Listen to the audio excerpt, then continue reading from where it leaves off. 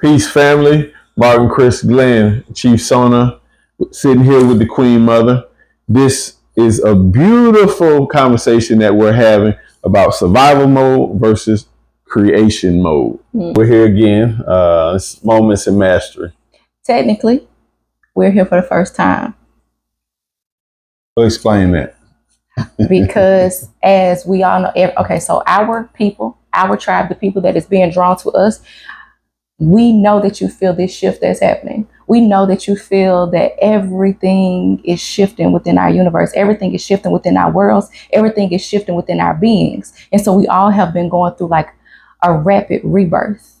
And if you haven't been going through one, you trust me, you're going to go through one, or you're just not, this is just not for you. But we've been going through a rapid rebirth. And so we are being born again. Like there's, as they say, our superpowers are being activated. And so in this activation, through this rebirth, that we have decided to take on our true identities of being exactly who we are. And so like, even though we're not new to this, there's parts of us that is, for me taking on Queen Mother Sekhmet, I've never publicly taken on this identity. And so, it's just a rebirth. It's a whole entire newness. And it's a newness that I'm eager to express. I'm eager to talk about. I'm eager to embody. Yeah. Beautiful explanation. I didn't know you was going to go there. But yeah, it's just like what you said. It's a shift. It's just time for you to be who and what you are, and me being who and what I am is what you see right here, right? And this is just a small piece, but it's a king, it's a chief, it's a divine being in flesh. It's a businessman. It's someone who is the formless in form, who is always shifting to better myself. And so that's what we seek to do. We seek to help others be the best version of themselves. That's the biggest mission. Yeah. And, help others. That's what my name means. And that name was given to me. Sona, it means help others. And this is in northern Ghana, the Tolan traditional area. And if you ever been to Africa, or hopefully you will go, because the whole world is looking at Africa right now, for the same reasons that they looked at Africa 5 centuries ago, right? It's where all the resources in the world are. But most importantly, for a lot of us, for humanity, it's the birthplace of civilization for all humans, regardless of whatever race or ethnicity you identify with. That's where life of the humans as we know it started. But spiritually, for us as a people, you see me wearing this symbol here. This symbol is an Adinkra symbol, and these symbols are symbols of West Africa, or what's called the Akan people. What people identify, they call Ghana, or these the Ivory Coast, West African countries, but the ancient people was the Akan people. And so the symbols mean something. So what you see here is a bird. It's called Sankofa. So the bird, you see it looking back. The feet are going forward, but he has his head looking back, and it actually has an egg in his mouth. But the reason why he's looking back, because it's saying, look back to your roots. Keep your feet going forward, but always look back to your roots. What are we looking back to our roots for? That's where the power is, right? The power is where you come from. So no matter what circumstance or situation you're in, look back to your roots. What is your roots? Your roots is divinity, is God. That's your essence. That is your creation from the divine, that spark, that real spiritual power. And so this is a symbol that says, when in doubt, look back. And a lot of us are going through things in this world. We're going through financial situations or financial challenges or relationship challenges. But when in doubt, just look back.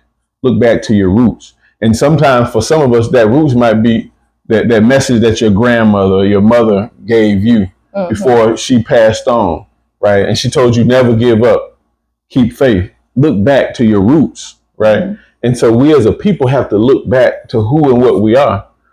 What we see, a lot of us in the mirror, is not really who we are. We see somebody that's working a 9 to 5, or somebody that's struggling, but that's not who you are. That's your circumstances. Who you are is God in flesh. You are a spiritual being having a physical experience. You come from God. You know, every scripture says we're made in the image and likeness of God. Image, the mind, imagination, all of that is divine. That part of us is divine, right? And so as we shift to express this more through Masternomics and what we're doing, it's necessary because we live in a day and time where, first of all, what we call time is rapidly moving, you know, and this kind of leads to what I wanted to touch on. We were talking about the other night. A lot of us are just surviving. You know, I remember years back, you know, I had my own business, and on the outside, people say, you know, they're like, oh, he's doing good, but I was really just surviving, right? I was living sale to sale, or people say, you know, paycheck to paycheck. Bills was just getting paid barely, and I was just living like that. And so a lot of us are stuck there. We just surviving, right? We're dependent on some form of government assistance. We're dependent on somebody else that's employing us, right? We're not creating our own wealth. You know, many of us don't even know what wealth is because we're too busy struggling. We're just trying to make it. And when you talk to people, you know, they say, man, I'm just trying to make it. You know, and that mentality, it won't get us where we need to be. You know, it's only going to produce what we see in the world today. Well, that's why it was strategically designed that way. Like for melanated people, it was designed to keep you in survival mode. Like you wasn't supposed to be in your creativeness. That's why, you know, it was designed that way to rob you of your power. Right. And if you think about it, you know, what we teach and what we talk about entrepreneurship. So entrepreneurship should provide you freedom, right? You know, as we sit here and we're, you know, in cultural outfits, we're dressing how we want to. When you see other people from other races, when they come to the United States, they can walk around in their cultural garb. They can walk around, you know, however, you know, the women dress or however the men dress, and they're not constrained by somebody else's rules, right? Because they understand entrepreneurship provides you freedom. So when we're talking about business, we're talking about you creating your own income so you can be free. So you can express yourself however you want to express yourself, right? Because I'm not punching a time clock for somebody, right? And they say I have to dress this way, right? Or I have to believe this, or I have to do this or that, right? So money should provide you freedom. We all like to, you know, you like to hear the terms like financially free, right? But what is really freedom? You see? So if someone is stuck in a rat race, you know, if they miss a day at work, it really affects their life and they can't pay the rent. They surviving, you know. And a lot of us, we become so addicted to the struggle, right? Even some of the terms we say, you know, the struggle continues. We've got to shift now and stop identifying with struggle. We've got to stop identifying with just surviving, right? You see what I'm saying? So that's what we're talking about, getting out of survival mode. So to get out of survival mode, how can you? Like what, you know, how do we do that? How does everyday people, you know, that don't read books all day, right? They don't listen to audio books all day. They just need to hear something. How does an everyday person get out of that survival mode?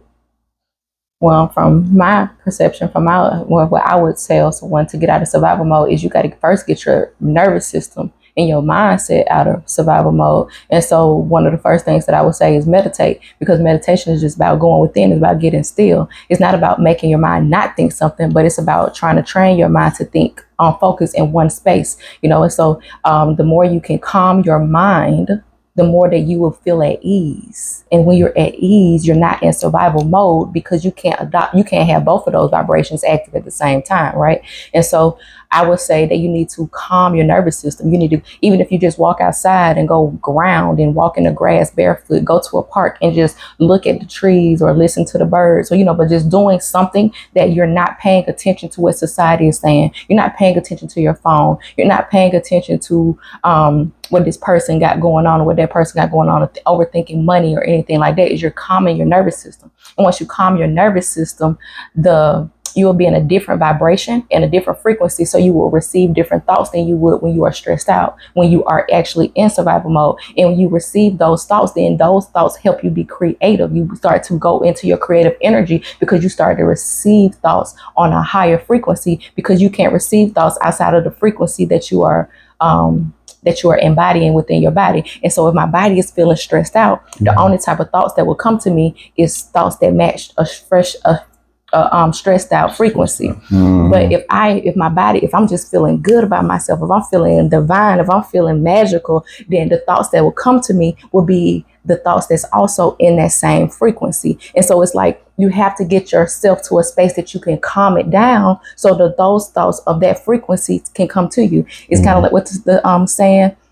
You can't fix a problem with the same thinking you used to that caused it. Right. It's like, if I'm mad, if I can't go fix this problem in that mad energy, I got to go calm myself down. And once I calm myself down, then I am able to see it from different perspectives. And see, that's the thing. Most people, that's why a lot of communication is off, is because people are only reacting from their perception, from a frequency of the anger that they're being blinded by. It blinds you. And so you have to go and calm your nervous system in order to get into the creative mode, because the creative mode is not about stress. It's not about hustle. It's not about money. It's not about trying to prove a force, because when you're trying to force things, you're in survival. I got to go get this money. You're chasing it. And whatever you chase is going to run away from you. You're supposed to attract it. You're supposed to trust it. You're supposed to know it. But you can't get into that trusting and knowing if you don't get still, because you're too distracted by other things. If you're at work 8-9 hours a day, and then you come home and the first thing you do is like, of course you got to go get the kids, you cook and all that. Then you go turn on some TV.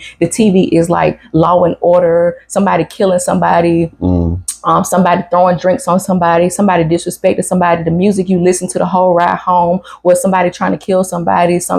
F everybody, I can't trust nobody. If you are only paying attention to things that keep you in that energy of survival, then that's the only vibration that's going to be active within your frequency, within your energy field. And so of course you're going to be the target, because everything that you are listening to makes you the target. But the moment that you can get out of that and you say, you know what, let me separate myself from being distracted, because whatever you pay attention to, that's what's going to train you. Whatever entertain you is what train you. And so the conversations you're having, the type of people you're being around, because like, not only am I, my thoughts with my frequency, I can pick up on your thoughts and your frequency. And so like, even the people that you're around will mess with it'll put you in a survival mode. It'll put you in that lack vibration. And so you got to be so careful with what you are paying attention to and how you're using your time. And so that's what I would say. But yeah, that was a mouthful. I know it's a lot. But it's you hit on a lot of key points. Yeah, I mean, I was taking it all in.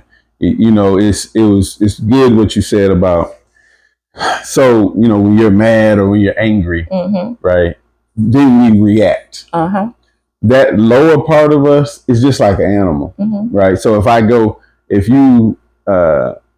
the symbol of if you study the Black Panther Party, the symbol was the panther, and it was in a position. And so Huey P. Newton and them said, well, that Black Panther represents us, because the panther is literally up against the wall, right? And now we gotta, now we gotta react. Look, right? But the thing is, you don't want to stay in that position because your back is up against the wall. Yes. So when your back is up against the wall, what do? You just explode. And so a lot of us live like that, right? Our relationships are like that. We're always teetering on the edge, right? And you come in the house, and man's been working all day or whatever, and the woman said, oh, well, we need to pay the bill. God damn it, I'm tired of bills. And you snap, right? Because you feel like your back's up against the wall, right? But what you said about meditation is key. And meditation, you know. I'm sorry, the way you sound tired feels. It was so funny. Yeah, I mean, I have been there. So, but so yeah.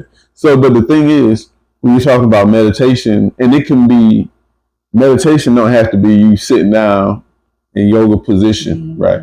Yeah, humming. A lot you of can just forms. Step out of the door and go walk and look at some trees, and that's meditation, right? And breathe, right? And what it does, it puts you in a different mode, a different vibrational energy field is around you, right? And so, therefore, everything shifts because you step out of the situation. You really analyze, okay, well, she's not trying to antagonize me. She's just telling me the bill got to be paid. You see what I'm saying? Because if they cut the light off, then I'm going to look at her and say, why you didn't tell me? So, but if you're in there, and a lot of us, we stay in an agitated state, right? And a lot of that is the music we listen to. Like you said, it's what we're watching on TV. If you watch the news all day, man, you're in a depressed state, or you think the world is just terrible, right? If you just watch the news, all you think is, oh, who's going to be the president? What's going to happen? Oh, the world is going to be this. I don't care what side you pick, it's doom and gloom. So cut that junk off, right? Please turn it off. You know, and realize some people have a job to do, right? Some people's job is to scare you and keep you agitated, so you'll stay in a survival mode. And what happens if you stay in surviving, right? You're not creating. You're always going to be attracting something you need to survive from. Right. You just keep creating problems. It's going to be this enemy from that enemy to this enemy. Right. The light bill is an enemy. The water bill is an enemy. The rent man is an enemy. And these people become enemies, right? So the power company becomes your enemy. When, imagine if you didn't have power, though. Right. So should they get paid for giving you power? Because, I mean, you know, we live in the deep south. It's hot. Without some power, and look, you're going to be sweat to death, right? So should we demonize the power company? Or should we come up with creative ways to make more money to where this is not a burden on us, right? So that leads me to, because I want to talk about, you know, we're talking about survival, right? Creation. So to combat survival mode, you stay in a creative state, right? Now, how do you get in your creative state? Well, the way you get in a creative state is you be calm, right? Like you said, you can go, you have your spot, and you go there and you sit. Now, you got to know what you want, you know, and that's a lot of people's problem. They don't know what they want. Biggest problem. Right. So if you know what you want, then you know what you don't want. And a lot of us don't want the life that we're living, right? I don't want to go back to this job. But don't do it like that.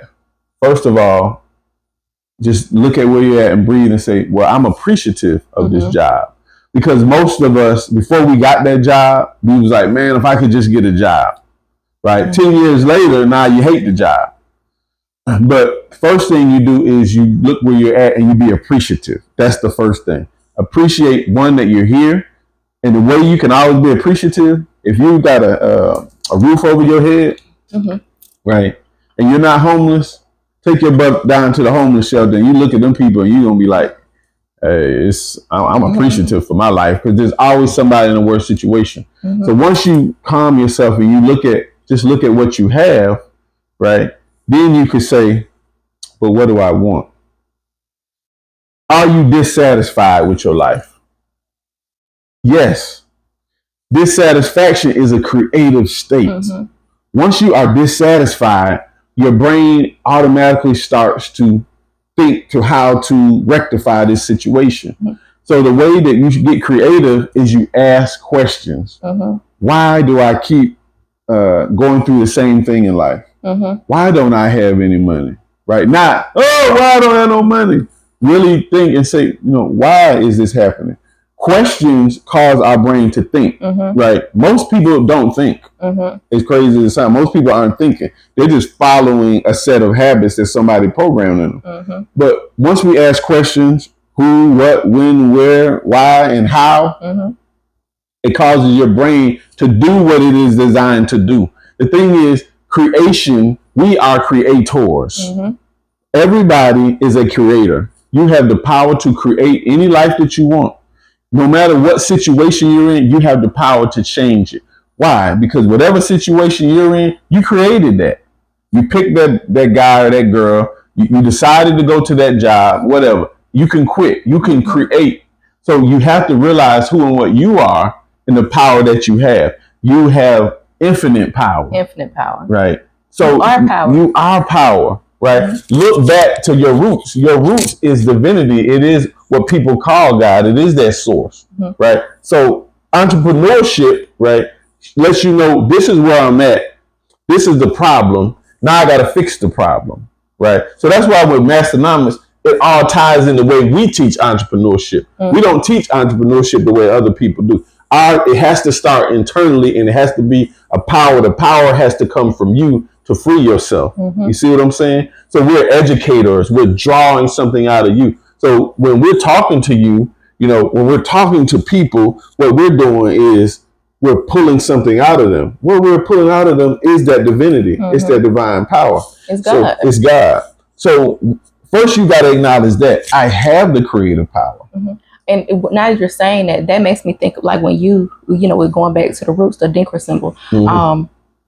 It's like, yeah, you look back to the roots of like, oh, my grandma said this, my mama said this. But if you are one of those people that you come from a family like mine, you may not have I'd got some wisdom, but it may not be, onto my, how my mom would teach or whatever. Uh-huh. And so I got it in a very different way because my whole family, like my bloodline, was based off traumatic responses, right? Mm-hmm. And so with me coming from the trauma, what made me have to be able to get myself out of that victim mode of like, why is this happening to me? Like you said, start asking those questions. Mm-hmm. Is when I realized my divinity. Right. But I had to look back to my roots beyond just my family. Exactly. Because they was just victims of their circumstances. They wasn't trying to make me have a poverty mindset or be, a victim or whatever. Mm-hmm. They just was responding because they wasn't trying to think either, right? That's right. And so when you look back to your roots go so much deeper than just your bloodline. It's your roots, the essence of who you are is God itself. And it's in your DNA. Yes, it's in your blood, it's in your DNA. The same thing that is in the universe that makes up the universe makes up your body. Right. The same thing that makes up the trees makes up your body. The same things that makes up the molecules of the water makes up your body. The same thing that makes up the molecules of air, fire, wind, it makes up your body. The sacred air, the sacred breath, like we are all a part of all. We're all part of, divinity. We're all a part of God. And so when you remember that, when you look back to the roots of you is so much more powerful than just this physical. It's so much more than just being pretty. It's so much more than just having some money. It's so much more than just having a nice car or a big house or people knowing your name. Like the true essence of who you are is so much grander than all of that, because actually all of that is a distraction that keeps you in a survival mode, is because that's what's making you feel like you have to survive, because you're chasing what they are telling you you're supposed to have. Right. You're chasing what they are saying is success, know. But somebody created this wheel. Mm-hmm. Like you see the mouse and he's running in the wheel. Yep. You ever seen the mouse? Mm-hmm. He's running and the cheese is right in front of him. He's chasing the cheese. But the thing is, somebody made the wheel. Yep. So people are playing in a game that they didn't create. Mm-hmm. Right. The reality is, you gotta know where you're at. You gotta realize you're in a game. You see what I'm saying? Now you can be the pawn, or you can be the king. Mm-hmm. Right? You have that power. You make that decision. Right? And so, most people don't choose to be what? Most people don't even choose. They just follow along what somebody gave them. Mm-hmm. Right? Because multiple choice is no choice. Mm-hmm. So if I say go to school or drop out or this or that, these are the choices I gave you. Oh, you don't want to pick them? I want to be an entertainer. I mean, what's the chances of that? Or I want to be an athlete. So people are just going along with what society has given them. So they're not thinking. They're not using their creative power. All of us have higher faculties, right? We have the will, we have the perception, we have intuition, right? We have these higher faculties that we don't use. Most people do not use them. Highly successful people, they are always in a creative state, right? Because they have wealth, right? But they created the wealth. Mm-hmm. And so if you stay, if you're not in survival mode, then thoughts come for you to create more money. You ever wonder why it seems like the rich people just keep getting richer? Mm-hmm. You ever wonder that? Well, I used to when I was younger. Now I get it. Yeah. You know, because that's the vibration that they're on. That's the vibration that they're on. And some people, and wealth don't just mean a bunch of money in the bank. Oh, no. It's mental, right? So poor people, how do they think? Like poor people. They think like poor people. Mm-hmm. If you was to go, and people misconstrue what I say a lot, because you know we donate stuff to the Super Bowl and we go and we feed people all the time physically, but more importantly, when I feed somebody, I always tell them, you know, you're eating now, right? But now if you do this, you'll constantly be able to eat on your own and you won't be dependent on somebody. So I always give them a jewel how to start a business, right? So I want to teach them how to fish so they can eat for the rest of their life as opposed to just eating that fish for the day. So, but we still feed, you know, people, because some people, they need a meal right now, right? And then they can get their bearings together and they can think, right? But if you think about it, when you talk to those people, they identify with poverty. They say, man, I'm doing bad. I'm poor. I'm effed up. I'm messed up. Mm-hmm. They just identify with lack. Mm-hmm. They act as if somebody's up there rationing out money. Mm-hmm. Like there's a man upstairs, he's dropped, oh, these people here get money, these people don't. You see what I'm saying? If we apply what we have in life, we can get all the money that we want and need. Mm-hmm. Right? So people with wealth, they think about wealth all the time. You know, rich people have problems. Mm-hmm. They just have rich people problems. Mm-hmm. And everybody gonna have a problem. If you're in this physical world, you're gonna have problems, right? So to get out of that survival mode, people got to change their thinking, right? We have to change the way we look at everything, right? We got to really question ourselves, you know, and that's what most people don't do.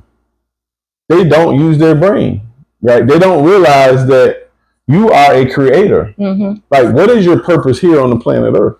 You can't tell me people just born to make babies, listen to music, party, get fat, die, right? If that's it, then that means we're going to have a perpetual system of failure, because who's really educating these kids for wealth? Mm-hmm. You know what I'm saying? Like, and what's wealth? And what's generational wealth, right? How come so many black people, especially us in America, why don't we have generational wealth? Well, it was designed, of course, like that. But I mean, don't get me wrong. Yes, it was designed that way. But I mean, like now, I just feel like now it's in a space of like, if you're not creating it, if you don't have it, it's because you don't want it. You know, like I just feel like, yes, I mean, I know it was designed. It was things that happened, but we got to get to a space that is like, we got to stop pointing the fingers and saying, oh yeah, we know, yeah, we get it, how we got here. But it's like now I feel like we're in a space of how this new shift.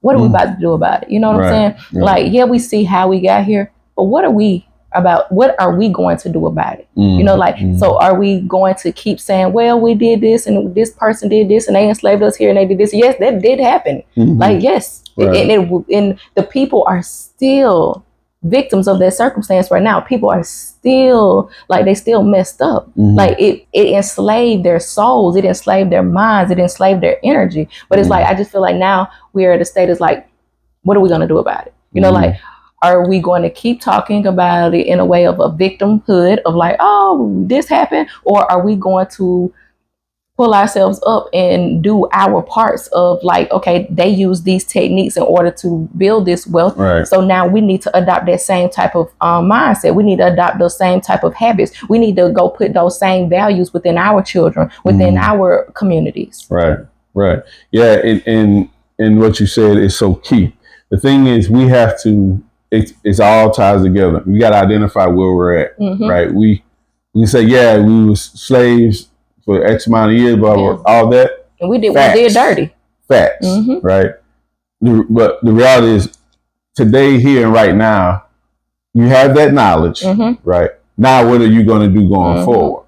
So for us, you know, I think, and I know we think that entrepreneurship is a way to create the generational wealth, and it's a way to be competitive. So I study a lot of Dr. Claude Anderson, Powernomics, right? And he breaks down how, you gain power economically. And if you gain economic power, then you can gain political power, right? Because politics is moved by money at the end of the day, right? And racism is a power-based structure. Racism ain't just, I don't like you because you black. Racism is, I got the power to create a law that can stop you because you black, right? But it's economics in this, right? So we got to have some economic power.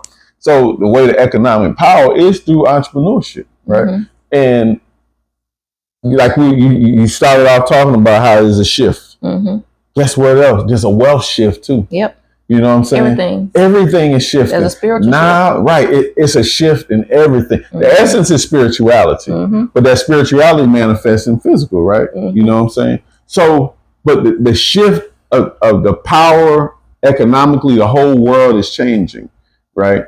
Now is the best opportunity for people to create so much wealth, right? Because now we're not subject to just watch somebody's lives on TV.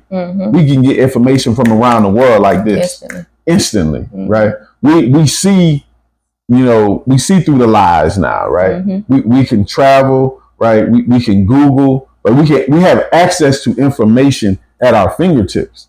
That should shift the world wealth, right? So the people that call themselves the have-nots or call themselves poor, literally in this day and time, you are choosing. To be blind, right? Because yes, we people are born in circumstances, and you're choosing it even if you're not aware of that being your choice, right? Because we live in the age of information, right? If you don't know right now, you don't want to know, right? If you're dissatisfied right now and not doing nothing about it, you like your circumstance. So we see Masternomics, personal, professional development, spiritual self-mastery as a way to free yourself. Do you realize right now you could be broke and in a week have hundreds of thousands of dollars with just the thought? Because now you're not subject in this day and time to just knocking on somebody's door. You got social media, right? And you can reach thousands and thousands and millions of people just like this with an idea. Right. So because it's the information age, it's the creative age. This is the age of creativity. Now, the thing about it, because we're talking about generational wealth, the ones that created this system, you see what I'm saying? They get it. They know that this system is changing. You see what I'm saying? But most of them are banking on us not doing nothing. Most of them, because a lot of us are so conditioned to just working for somebody, and I always say all the time, if you work for somebody, so be it, right? When we talk, we speak general, we say king, queen, right? But of course, everybody wasn't a king in Africa, right? And every woman wasn't a queen. But in their household, you're a king and a queen. So we're speaking about a mentality that is an abundance mindset. It is a royal mindset to lift up the people, right?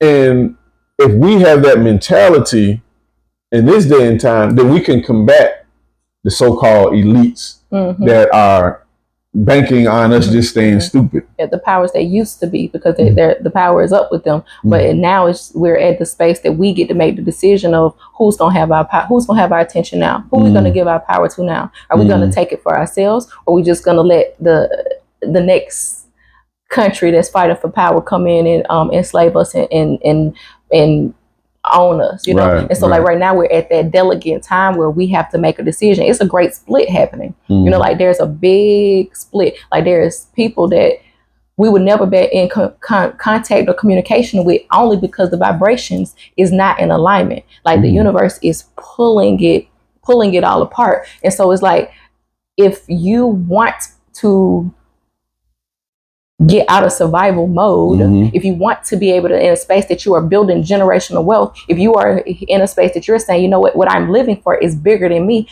course we're here to please ourselves. Of course we're here to be happy. Of course we're here to create and to be in this beautiful energy and to live our life the way we want to. Yes. Right. But if you only make it about you, if your whole purpose, your whole being is only just about you, you are limiting the greatness that you can tap into, because you are shutting yourself out from all of the other God energy, you know, because we only meet ourselves, you know. So I just feel like now we're going through this split that is like, is it, you know, it's like the haves and the haves not. The have not's going to be over there still nodding, you know, still sitting on the sideline talking about the haves. They're still going to be on the sideline. Well, they have not. Why?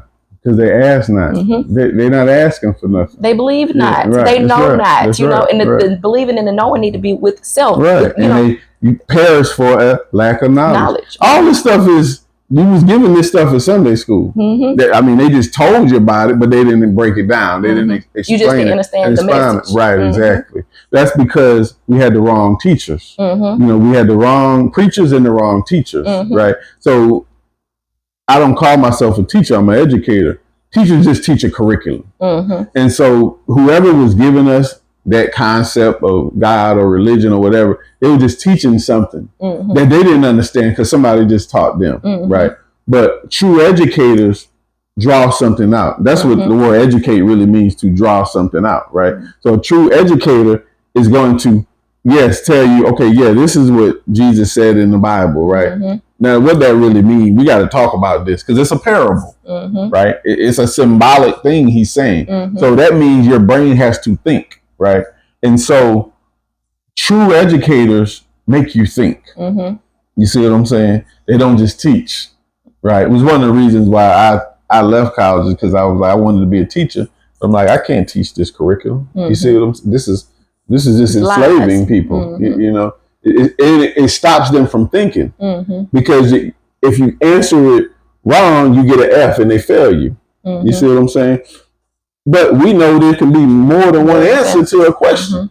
You know, they say it's more than one way to skin a cat. You know, I don't know who thought of that. That's kind of sick. But anyways, right? So we know it can be more than one answer to a question. So entrepreneurship is the way, right?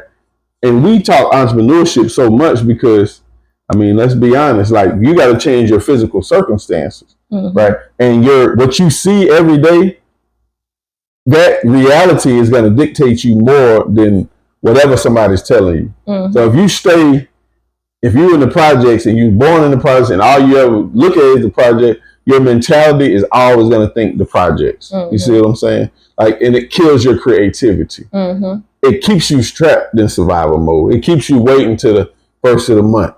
You see what I'm saying? For the government to provide this, right? Instead of saying, guess what? I'm going to work this government and work this system, right? And I'm going to use whatever they provide and make the best of it so I can create my own. So creativity is what we need to combat this survival mode, right? And if we be more creative, like you said, and want to create not just for ourselves, but for others, what happens? It shifts. Everything shifts. Your life shifts, right? Because the kids you have, they start to shift, right? And so their minds start to shift, and you're like, well, if I die and leave something, they're going to take it and expound on it. So then we start getting into generational wealth, right? But if something don't shift in here, it's going to be all for naught, right? And so you're going to go from survival mode, and you're going to die, and then your child is going to be in survival mode. And that's what's happened to us for generations and generations, you know. But guess what? We're here, and we're examples that you can change, you know, no matter what your circumstance, right? No matter who your mom is or who your dad is or whatever. When we're talking about this, look back. The essence is spiritual. Look back to where you come from. You come from the divine. You were born rich. You know, you can't be born in poverty if you have a mind. Money is created with the mind, right? If you look at all these millionaires and billionaires, some of them they grew up physically poor, right? But they didn't identify with that, right? Because the mind can create anything. So you were born rich. You know, you can't put a price on the human mind. How much would you pay for a mind?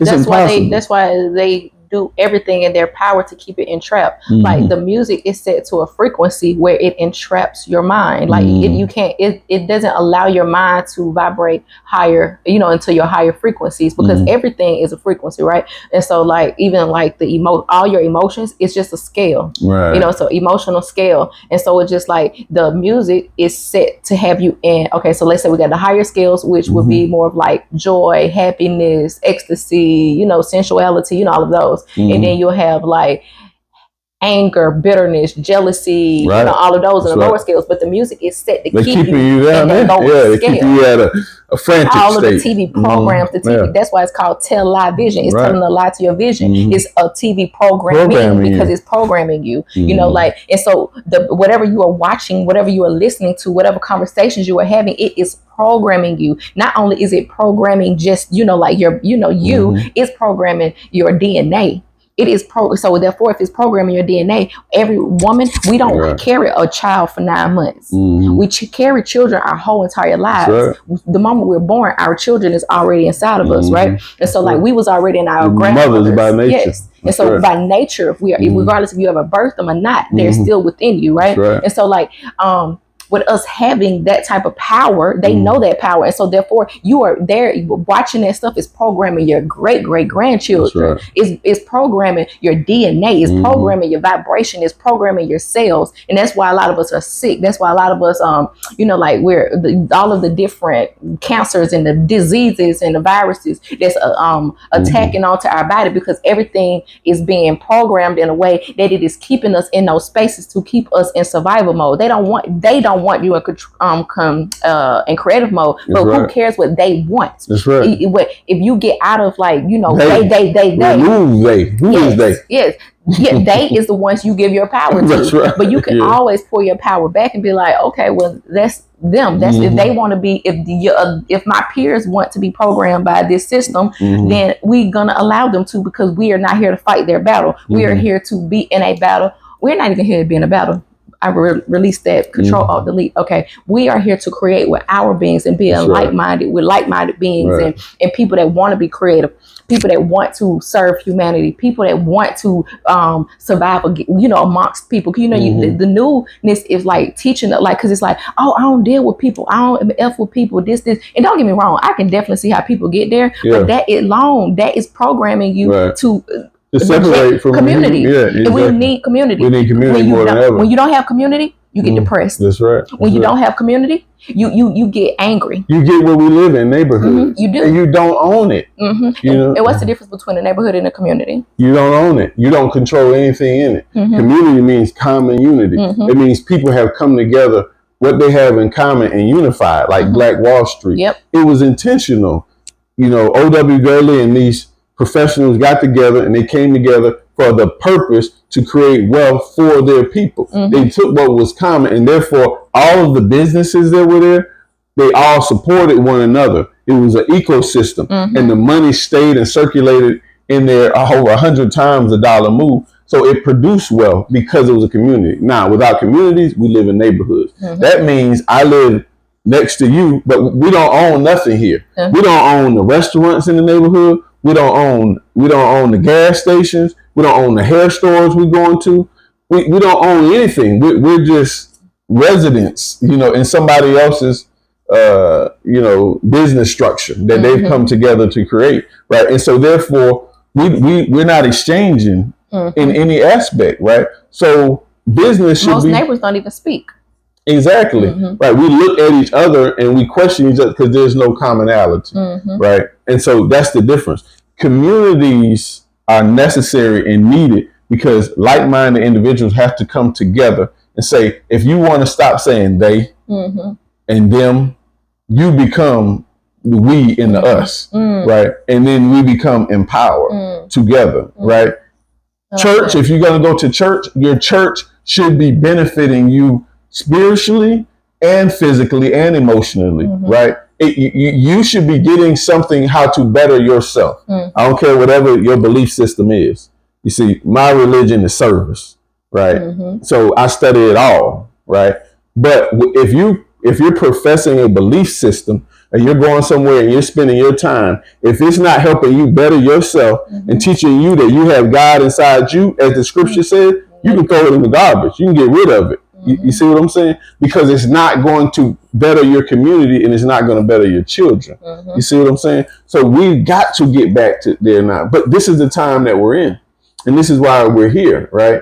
And this is what made us say, you know what? We have to get this land which we've acquired, not just for us, right? We've acquired the land because it's bigger than us, so we can build community and we can bring people together with commonality, right? And so we have Phoenix Land Development, right? We have the Masternomics Institute. Masternomics is so important because the beautiful thing, you know, and we got to give credit where it's due. There are a lot of our people out here now that are getting into business. You know, there are a lot of dissatisfied people, and I commend if that's you, right? And you say, man, I got to do something. That's their energy. But what you're gonna need is you're gonna need the guidance, right? So that's why we created these courses and this structure to give people real guidance. Because guess what you're gonna need when you're in business, and I can tell you, you're gonna have to look back to your roots. They're gonna tell you you gotta have some faith. But if your faith ain't in you or the essence of you, which is God, or if you seeing God in another race or outside of you, that ain't looking back. Now you got to look back, which is inward, and you, because your business, it's gonna be tough sometime. You see, especially when you're starting a business and everybody's starting businesses and they give up in 6 months. It's gonna get hard. Yeah, it's gonna get hard, right? So you got to go to the essence of you, right? You got to go to your will, your intuition. You got to gut it out. You got to eliminate the wrong people. So that's why Masternomics has the courses that help guide people, right, to become an entrepreneur. Entrepreneurs solve problems. That's what an entrepreneur means, to fix problems. That's it. I don't care if you're making $1 million or you're making $100. You got to be solving a problem. You have to serve people. So the beautiful thing is so many of our people are starting to kind of open up to it, right? But you got to have the proper guidance. If you go into anything without a mentor or a guide, you're going to fail. You know, you don't have to reinvent the wheel. You just follow formulas to success. You see? So that's why the school that we're working on, this whole institute, is so necessary, right? Entrepreneurs have to come together and create communities, right? Somebody's the real estate expert, right? This guy, you know, moves the dirt. This guy builds the houses. This guy paints. This guy knows how to get the money from the banking system. We have to come together and build communities, right? Everybody talking Black Wall Street. Let's take it out of this mythological fairy tale image and say, we are Black Wall Street, right? And we don't have to be confined to one state or one town or city. It's a thinking that can bring us together all over. So this is why we have so much, you know, on the Masternomics platform, right? You see about our investments that we have in Africa, right? That we have in Ghana, developing land, working with real businesses, right? Bringing people into how to invest, showing people, guess what? Africa ain't nobody running around with no bone in their nose. And it's plenty of white people from Europe all over in Africa, and they know it's wealth there, right? There's plenty of Black people, and it's not a war zone everywhere you go, right? It's safer, actually. Yeah, a lot of countries are even more safer. So, you know, this is where we was led to just unite with people here on this land. So we're developing land here in America and in Ghana, right? And providing ways for us to come and experience culture, learn spirituality, you know, grow your family, grow your business network. You know, that's what Masternomics, that's what we do, right? So like my queen here said, when we started off, she said, you know, this is us like for the first time, so to speak, right? Because it's all symbolic, right? It's all symbolic, right? And so the shift has caused us to shift. It did. You know, and we're not at a time, we're not where we have the time to just waste, right? So, you know, we deal with people that are serious about business, right? You're willing to do the work. You're willing to sacrifice. And we view sacrifice as an investment, you know. So you got to invest in yourself. You You got to believe in yourself.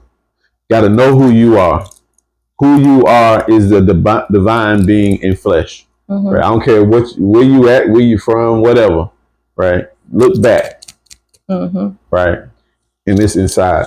And I don't want to confuse people. Like, yes, we speak and preach, like we're all for entrepreneurs. Like Masternomics is actually created for entrepreneurs to be able to help you on your journey. But there's a lot of people that, you're just tired and you're stuck and you've never even thought about having a business. You don't even know where to start with a business. You don't even know if you really want to run a business. And what would you say to those people? I mean, I personally would say, even if you're not going to just have a business, then you need to join a community of still people that's doing things, of somebody else that you can help service. Like, even if you don't have the big goal, even if you go adopt somebody else's goal and you go help them, it's like, I believe in this. I believe in this mission. Yeah. I believe in this purpose, because like when I first started with my entrepreneur journey, I didn't know what I wanted to do, but what I did is I adopted other people's vision for the time being until until mine started to download within myself. But even in that, I still was help building other people's companies. It wasn't my travel agencies. It wasn't my companies like Wake Up Now and stuff like that. But I still did my part, in them. So it's like, it was a business for myself, but not by myself. And I just feel like, even if you don't go create a business itself, if you don't have any money, you don't have this, then go find something else that you can be in service with, and you can utilize those services. If you're not the creator, because if you've been working 9 to 5 your whole entire life, it's going to be hard just to be like, now I got to have this, this boss mindset to be able to force myself to do this and force myself to do that. When you've been used to the only time that you are getting anything done is because you're being told, okay, you have to clock in at this time, you have to eat, you have to do this A, B, C, D, E, F, G, you got all the steps. But a lot of times, like, people don't know how to do those things. You made a very good point with that. And Masternomics, I was expounding on the entrepreneur aspect, but remember, it's personal and professional development. So if you are not wired to just run your own company, start from the ground with your own company, what you said is what you have to do. The key to it all is service. That's why I said my religion is service, right? So we have to serve others. Once you serve others, you'll directly be compensated. Yes. But you gotta serve others, right? It is better to give than receive. It is. Right? If you really want to keep something coming, just keep giving, but providing good service. So at Masternomics, it's not just about, if you are not an entrepreneur, it's about personal development and self-mastery, right? It's an institute of self-mastery. You've got to develop yourself, okay? And remember, I'm an educator, so I don't just teach. So a lot of times when people hear these terms, they're going by what you think it is. So when I'm talking about economics, I'm talking about the root. If you look up what the word economics means, it means economia, which means household management. You can look it up, household management. You see what I'm saying? So you got to learn how to manage your household, right?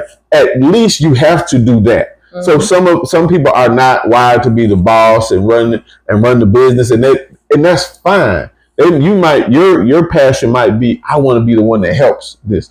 I want to be the best secretary. I want to be the best such and such. That's great, but be the best you can be. No matter what. And that starts with you developing internally, right? So that's the beautiful thing that I love about this company, right? It's for everybody because it's helping you become you. So when somebody comes in my office, right, where they call and they say, I want to start this business, personally, sometimes I'm like, huh? But guess what? If they're passionate about it, I want to help you make your dream come true. It's not about me. I'm here to serve you in that aspect. My service is helping you begin to think and how to, take your life to a next level in whatever you want to do. So that's the difference with us, right? We're not just trying to shove a product down your throat. Because Masternomics, the name itself is mastery in economics, and when you put them together, it's Masternomics, and so it's about mastering your household management. It's mastering yourself. It's mastering, because once you master yourself, you start to master your household, your economics, and once you master those things, it's just you are becoming the embodiment. You can manifest anything. Like the possibilities is endless, but first you have to be able to master yourself, and you need to get your household in order. That's what Masternomics is about. Is like helping you become your best self, helping you manifest the lifestyle you want, not the lifestyle that we think you should have or what we think that a person should have. You got to know what it is that you want, because if you are not grounded in what it is that you want, you can have people talk you and trick you into trying to achieve things that you don't even want. You can be miserable, in the process, in the journey, because it's not even what you want. It's because you saw Lucy with it, and now you're saying, oh, since Lucy got that, and I know that I'm smarter than her, and she messed with this person and this and that, and so I know I need to have it, and but it's just, and that's the wrong way. It's not a positive intention at that point, and that's where a lot of us, we're tricked out of our power. I'm glad you pointed that out, right? Because these shows, right, this stuff, they call it reality. They're tricking you, and they're making you make that your reality. So it's not even their reality. It's not even their reality. They're acting. So when you watch what's called reality TV, it's not real. It's a reality that these people are creating because you're believing that it's real, and thus you thinking women. I'm sorry, you're making women think that being a boss is about two women arguing and fighting and throwing drinks on each other and say I'm a bad B.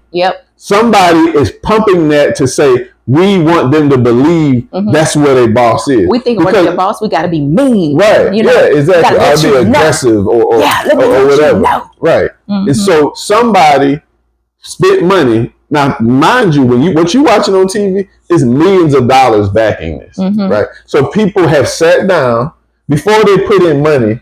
They sit down and they talk and discuss, and they have a target audience, right? So people have calculated who I'm going to put this to, whose reality we're going to shift, right? They invested time to make you think this is what a boss is. So if I can have little girls in the hood thinking that this is a boss, guess what? I got them.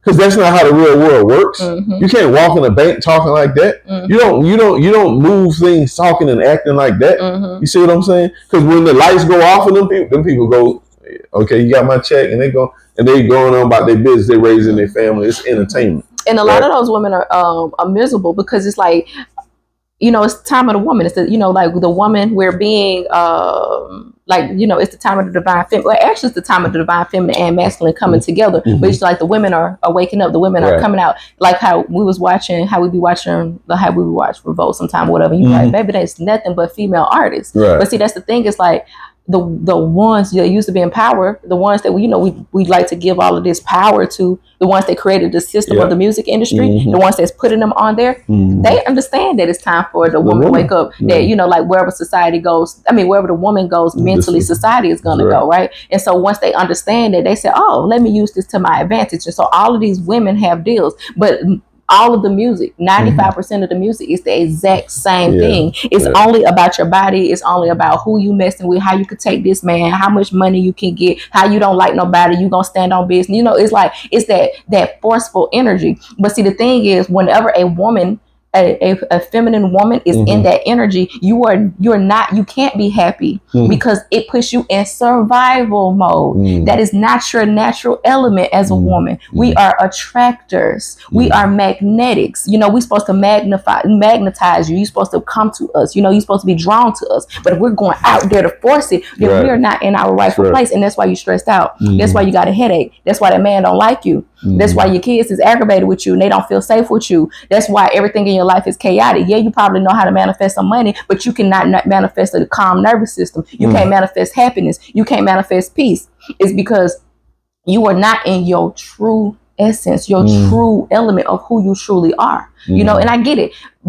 Energy is not, is defined to a sex. And so there's some women that's more masculine by nature, and that's okay too. But if you are demonizing and shutting down your feminine energy, if you are demonizing and shutting down the things that make you the magical being that you are, you will never be able to manifest your true happiness. You will never be able to live to your true potential. It's because that you are really killing the potential. You are dimming it down because you are trying to be in this fake, false masculine energy. That's not even divine masculine energy that you are pretending to embody. And so even the most successful men, billionaires ain't acting like that. Right. That's right. I don't see millionaires acting like that. What you see is fake TV people acting like that. Right. You see the drug dealers on TV acting like that. It's all an act designed by people that are creating your reality for you.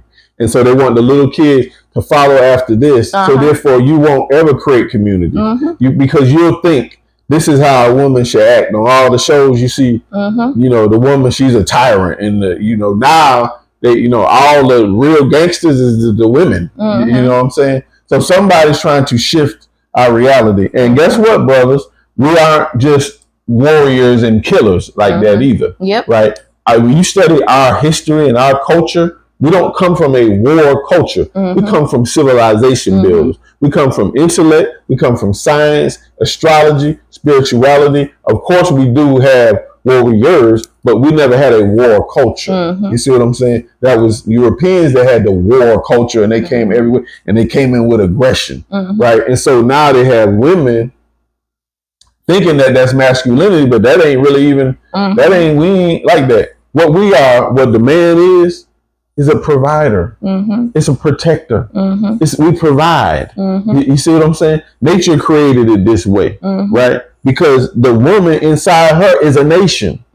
Like you was talking about earlier, right? Even if you haven't had a child, they're in you right now. They're in you. You see what I'm saying? So that means you were designed to be protected. The man has to protect. You see a beehive? Bees, they gonna die. They gonna fight till they die to protect the queen, right? That's how we have to be as a people, right? We gotta uplift our women. So yeah, and of course, no woman ain't supposed to be subservient to a man, and a man put his foot on her in foolishness, right? And that's why they try to trick us into thinking that. So that's why they play with that word submissiveness and stuff like that, and they got you thinking that feminine women, soft women, they're the submissive woman. Oh, she weak. Oh, she got a man with money, and they give you this thing. Oh, if he got money, it's because he gonna boss you around. He's not gonna let you be you. He's gonna beat you. And if he beating you and he giving you that type of money, then you have to just take it. Like they playing tricks on our minds. That's right. Like they're tricking us out of our power, and we're allowing them to. We're glorifying, and because it's like I remember. You was watching Revolt one night, and I was walking past, and I don't know, like that one of them shows, whatever. I'm thinking it with the Carnisha, whatever her name is, whatever. She was like, everybody, because we're the celebrity. Everybody want to be us. Everybody want to be us. And I really was thinking about, I'm like, dang, like we are, like, I ain't gonna say we, because I'm not, but a lot of our young women are striving to be the young. Miami. We all trying to develop. But so they're striving to be them, and it's not that it's like they're bad or anything like that. But it's like you are striving to be out of your power because that's not true power. You know what I'm saying? Like that's not being in your divine feminine power where everything is activated. You're disconnected from God by being out of that power because God energy is creative energy. Creative energy is that divine feminine sexual energy, and so when you are demonizing that, because it's like they flipping it, they're saying that they are with it because it's like everything is all about sex, but they're using it against they're talking themselves. about and they're talking about lust. Ways. And it's a different. And so when we're talking, we speak from the understanding of life, right? These what you got on your ear, right? The symbol of life, the masculine and the feminine. Life doesn't exist on the planet without a balancement, without duality, male, female, masculine, feminine. So when we're talking, we're speaking from the perspective of a man playing a role and a woman playing a role and creating life through the child. When you look at the ancients, I'm talking about ancient Kemet, Egypt, Tamaray, right? You've seen man, woman, and child. Man, woman, and child. You see what I'm saying? And that's God. That's the collective God. So we have to be smart enough in this day and time to realize that if the world is shifting and the ones who have been in power, because we gave them power, see that their power is shifting because people is not believing in their structure no more, they're trying to create a new reality. And that new reality is back to what they've always done, which is separate the family. Specifically, in this country, they separated the black family and they turned the woman against the man. And it's nothing new. You can go get the Willie Lynch letter. You can read that whether you believe it's factual or not. What's stated in there is factual. What was done. Happened. The system. And you can look around and see. Yeah, and you look around and see, right, that it's designed, and so now so much social media, so much content is trying to split man and woman from each other. This has nothing to do with sexuality preferences. We're talking about in the aspect of community and us furthering and creating generations together to separate the man and the woman. It's a concentrated effort, right? It really is, to take us out of our roles, to make, the man hate the woman and the woman hate the man. But reality is, yeah, we might hate dealing with each other, but at night we all want each other. I don't even think, I think the way that, instead of, I don't even look at it as like, oh, the men hating the women. I really feel like they are targeting women that hate themselves and men that hate themselves, and then putting them on these platforms and have, because it's like your biggest problem is yourself. It's you. The biggest miscommunication is the miscommunication that's going on within you. It's because like right now, if I'm looking at you and wanting you to operate in the way that I operate, it's already a failed scenario, because I am a woman. I am a different age than you. I come from different parents, different generations, different all of that than you. So my perspective on life is so much different than yours. And I would say it like this. I wouldn't say that they're just targeting people that hate themselves, which I see your point. But I say more than anything, what they play on our traumas, right? So there is a lot of men that, we had, a woman, whoever she was, could have been high school, could have been this, or you seen somebody, she cheated on you, da. So they play on things that, hurt you or were traumatic in your life and make you feel like that's absolute. All women is like that. Man, ain't no way I'm going to take care of a woman. This is what they do. That's the problem. Like when we make blanket statements and say all women like this, or the other way, and they say, women, man, they ain't gonna be doing nothing. You want a black man? Nah, they ain't gonna do that. They ain't good for nothing. But you still go sleep with the man. You see what I'm saying? You're still producing babies out here, right? So what it does is they want dysfunctionality for us as a people. However we look at it, right? The whole thing is they need dysfunctionality. They can't have us operating together. One thing they know, and we're using the term they because we're talking about the orchestrators that are creating reality through shows in the entertainment industry, right? And I'm not saying that that's the power base. I'm saying those are the ones that have the power to create it and market it, right? One thing they know, those ones that's been utilizing that power to create. We all have the power, right? So one thing we know, dang, you made me lose my thought. But one thing we know is that you're talking about the power structures and dysfunctionality. Yeah. One thing we know is that regardless of what's being pumped on whatever side, whether it's down men, down women, I wouldn't, she want to go to Cheesecake Factory. That's too, all the stuff that we're hearing. These same men and women are still sleeping with men and women. So they realize that the lowest part of it, or the sexual part, that's not going to stop. So they're wickedly conniving and smart enough to say, we just want to make sure it's all going to be in confusion. So therefore, there are more single mothers or whatever, or there are more disgruntled baby daddies or whatever. They know we're going to keep having sex. You see what I'm saying? But they just want it to be chaotic, right? And so therefore, look at y'all. I mean, look what it's producing. Because it keeps somebody's system going. It keeps the child support going. It keeps separate going. But because we're going to mate. Let's be honest. Yeah, and the system benefits, like the system that was created, is what it benefits off you being insecure. Yeah. It benefits off you not knowing who you are. It benefits off you being against the the man or the woman or whatever. It benefits from the chaos. It benefits from your trauma. It benefits because the more insecure you are, the more makeup you're gonna buy. The more insecure you are, the more clothes and jewelry and cars and houses and all of that you're gonna buy, And so it benefits off you not loving yourself. And so that's what I mean when I was like, they target people that hate themselves. Like, because like I would say, I would, and I could have said that in a better way. People that are disconnected from themselves. Yeah, I mean, what you said is true. But, it's just ways we can expound and look at it different aspects. You know what I'm saying? Yeah, because it is a form of because I can't trick you. Like, I can't play games with you when you know who you are. You know, right. I can't trick you out of your power when you know who you are. I can't manipulate you into doing things that's against your nature when you know who you are. You know what I'm saying? And so, like, I can't control you when you know who you are. And so, therefore, that's why they love it. I mean, the ones that's benefited off your insecurity, they love it when you are confused about who you are. They love the state that the woman in, because the black, I'm talking about, she's spending trillions and trillions and trillions of dollars for somebody else's hair because she hate herself. She's spending trillions and trillions and trillions of dollars on somebody else name brand stuff, you know, so that they can say that, oh, I got these $2,000 pair of shoes, but I'm living in a hood. You know, oh, I'm living in the hood, but I got this BMW, I got this Mercedes. You know what I'm saying? Like, parked outside somebody else's neighborhood. Yes. You don't own the street.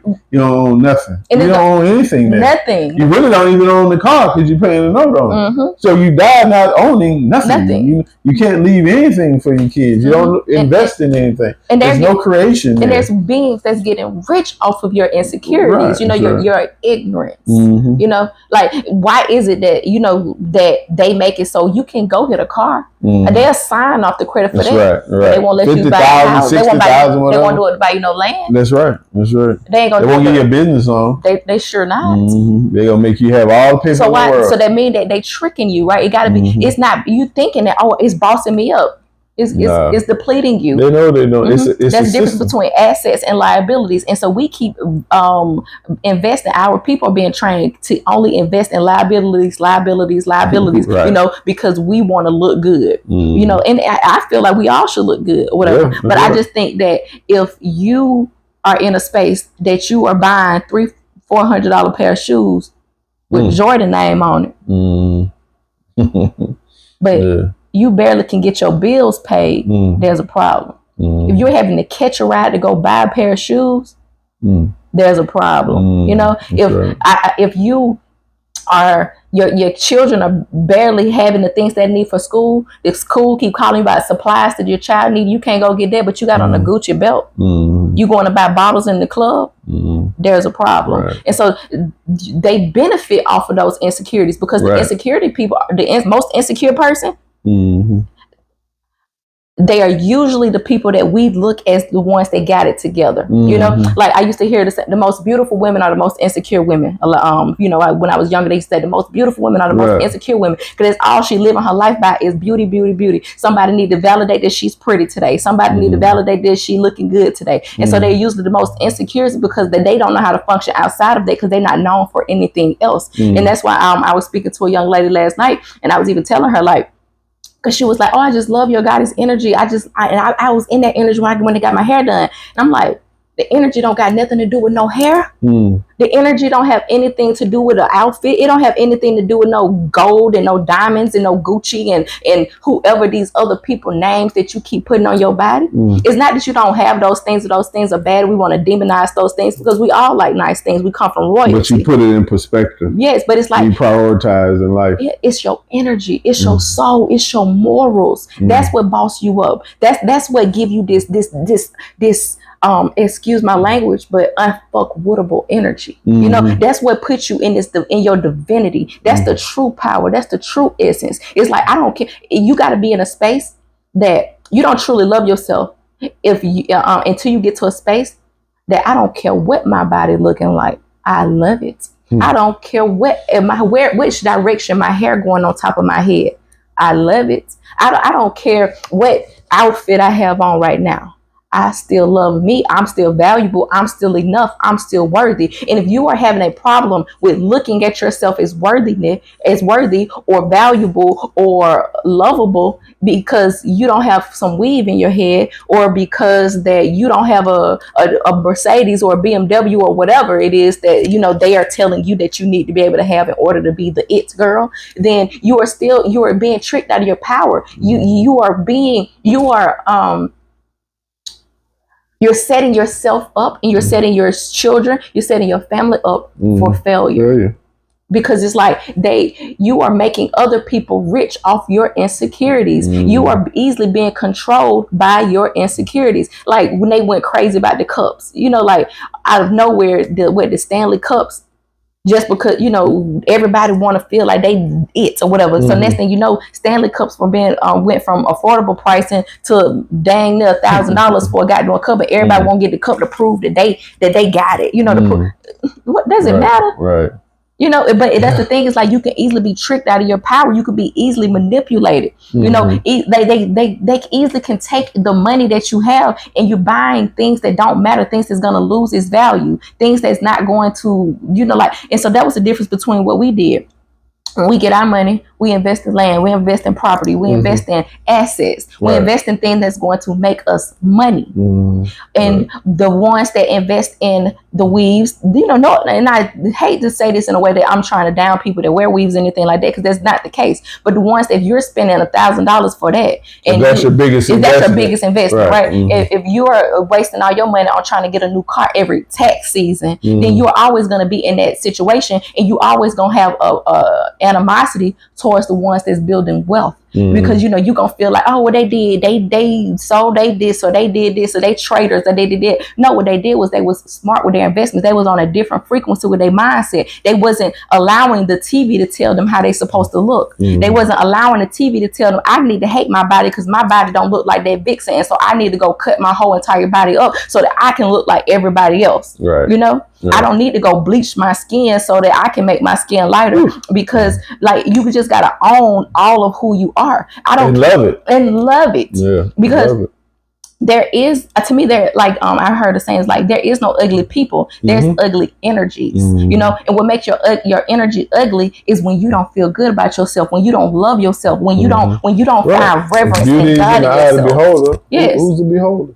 Because I'm pretty sure you met somebody that probably wasn't the most attractive, but it was something about them that still they had some confidence. Yes, and it just did something like, dang, you know, it makes them attractive, right? It's power. It's because it shifts your energy. It shifts the structure of your face. It shifts your DNA. It shifts how your skin look. You know, and so everything that you are paying attention to, every thought that you are thinking, is training your cells. You know, you can change how you are looking. You can change how you are aging. You could change your body type and all of that just by changing the way you are viewing yourself. But that's the thing, is like, you would not go, you know, like, a lot of people are not going to teach you this knowledge because they benefit off you being insecure. That's right. They benefit, they get rich off you. That's right. Not knowing that you are God. Right. They've invested in it. They've invested in keeping us in a chaotic state. And that's the point I was making with survival versus this reality TV. It keeps you in survival mode, right? And it keeps you from being creative because you're copying someone else's reality. Right, you're believing that this is how a woman should act, or this is how a man should act. You know what I'm saying? And then what happens? Where your attention goes, your energy flows, right? So all your energy flows to that, and that's where we're at. You know, but that's why we're here. And guess what? It's not doom and gloom. We salute all those people, groups, companies that are stepping up and being who and what they are, right? And being responsible, right? Because that's what to be a guide is to be responsible. You see what I'm saying? And, you know, for the brothers and sisters that want to hear it biblically, right? What did Jesus say? Is it not written in your law? I say, yeah, God, right? And if you know anything about it, if you ever study anything, you know Jesus was waxed wise in Egypt. And you study Egypt, it's the land of the gods. It's the land where we acknowledge the power that we have, right? And we're in this day and time, you got to acknowledge who and what you are, and you got to acknowledge what's in you. And it's divine, right? You're not just some broke young female. You're not just some broke young brother out there, you know, whoever needs to hear it, whatever you're going through, people have been through it and been through much worse, and you're going to get through it. You just got to remember who you are. You got to look back, right? Look back, keep your feet going forward. Look back to what you really are, right? You see what I'm saying? What you really are is inside of you, and that's where that power is. So, you know, also you'll see the Cash App, you know, drop some love for what we're doing. What we're doing is not for just us. When we're talking about communities, this benefits multiples of people. It benefits other business owners coming together, right? What we teach is service, right? And service, right now we're providing a service. And that is, I'm serving whoever's hearing this, you know, and I hope you receive something. I hope you go to our website, look at all the information that we put out, right? Watch the videos, share the videos, right? Look at the investment opportunities that we have, and get involved, you know, become a part of this community.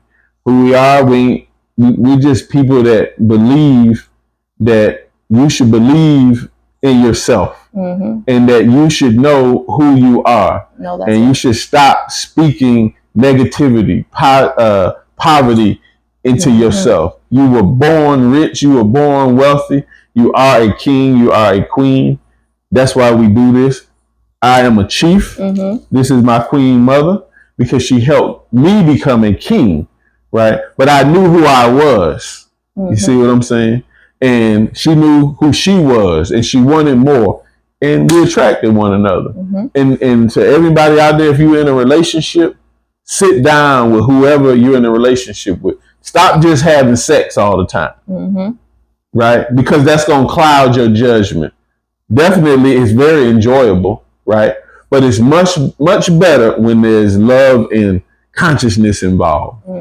You see, right? Because dogs and animals have sex, right? And they just let their young go fend for themselves.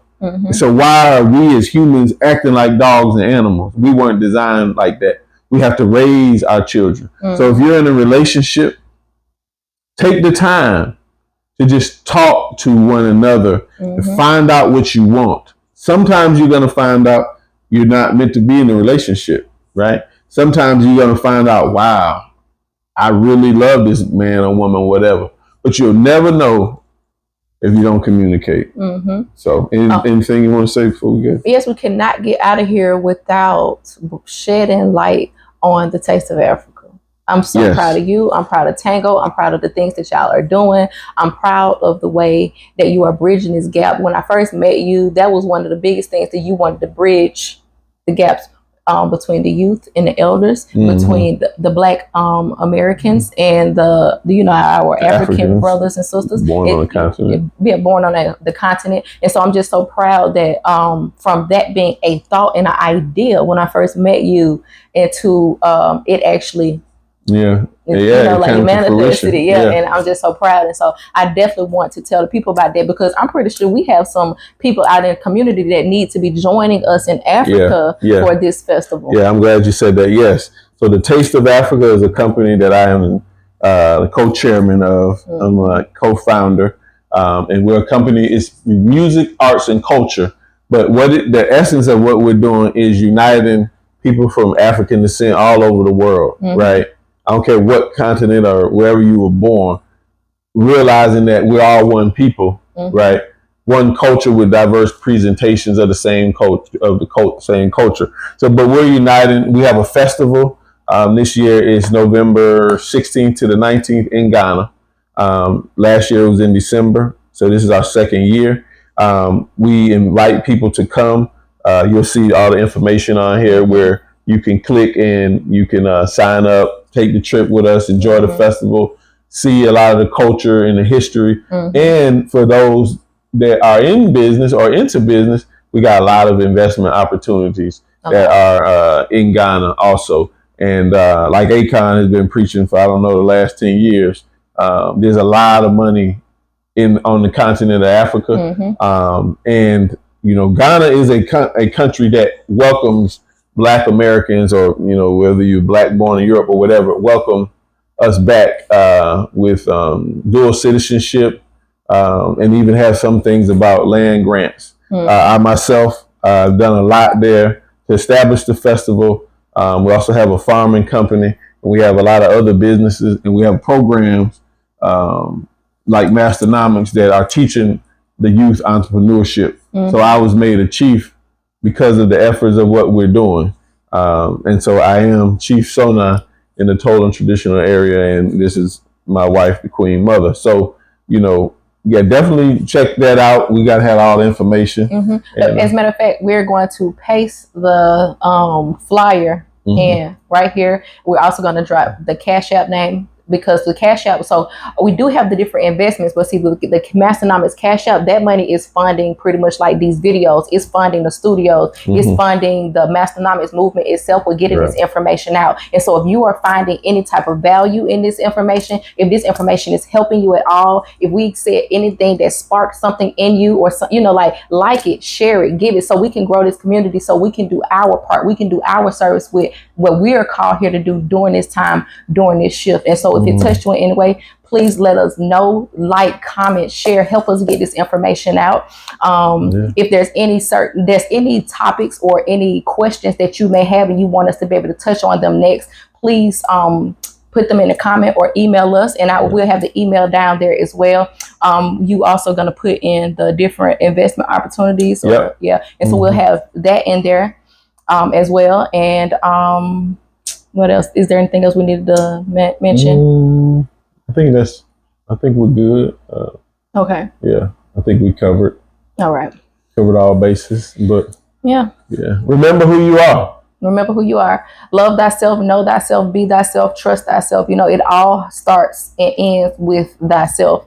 When you know who you are, sweetheart, they cannot control you. They can't trick you out your power. They can't manipulate you. They can't do anything but what you allow. And just because you gave your power away then, that doesn't mean that you can't call it right on back, cleanse it up, and keep it safe. You know, the power is within you. You learn how to utilize your words, learn how to make sure that you are speaking words that uplift, words that empower, words that heal, words that build. Everything that you say to somebody else, everybody is your reflection. Everybody is you.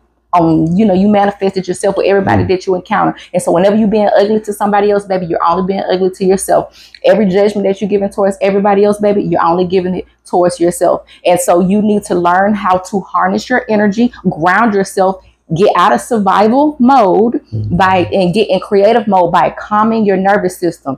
When you're feeling those thoughts of judging and hating and jealousy on somebody, shake that energy off. Rebuke that energy from your being, cancel it, get it out of your system, and call and say, you know what? I allow my higher power to come in and help me alchemize this energy. I allow my higher power to come in and help me to see this from a divine vibration.